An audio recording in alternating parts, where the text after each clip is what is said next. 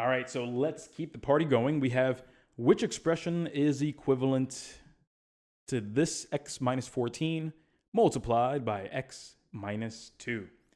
So when I take a look at this problem, everybody, one of the first things that I'm going to do is, well, I know what I have to do. It's distribute. So a 2 by 2, you might think of FOIL or just making sure everything from one parentheses multiplies with everything from the other.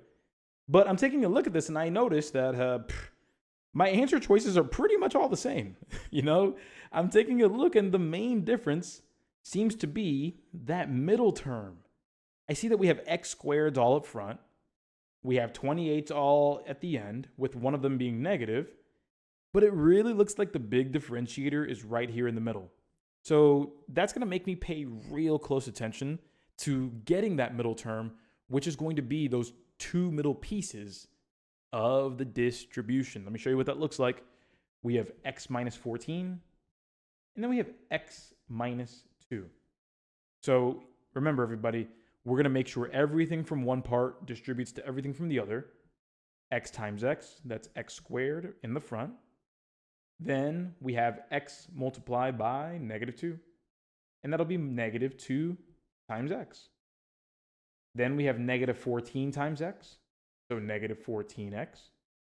And then lastly, we have negative 14 times negative 2. Everyone, what's a negative multiplied by a negative?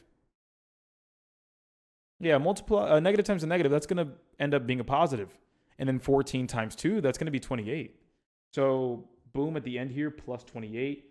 It would have been so great if that was a negative 28, because this would have been the only answer with it. But instead, we're just going to say that D is not the answer. So now from here, we take a look and remind ourselves, we have the x squared, we have the 28, we got to figure out how to combine these two like terms. And so everybody, we have to know how to work with negatives.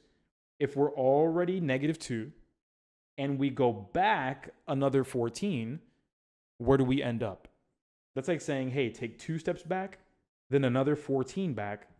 That's a total spacing of negative 16. Yeah, that's x squared minus 16x plus 28.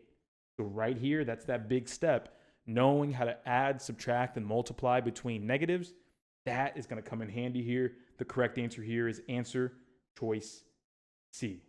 X squared minus 16x plus 28.